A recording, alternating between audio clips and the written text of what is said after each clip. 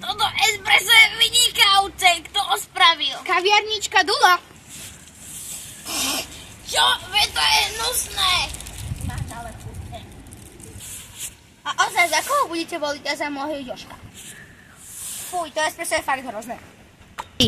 Ja za Ferdinanda. Ja za Istropek. Počula sa ho zvyšovať kávu na Slovensku. Ja za Istropeka tiež. Ale nikdy som o tej káve nič nepočula. Čože? Chcem bloka. Fuj, zahodzaj mi moje vlasy. Dobrý deň, ja som spravila. Káva na Slovensku sa bude využívať.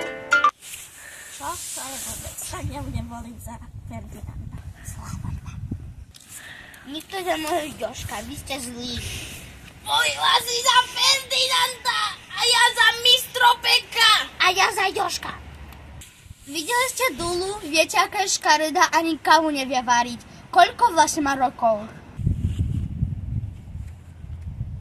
Len 40. Len? Čo? Veď ona už má uvariť normálne jedlo. Veď ona ani nevie uvariť normálnu kávu. A nezabudnite voliť za môjho Jožka. Ups, teda nezabudnite voliť.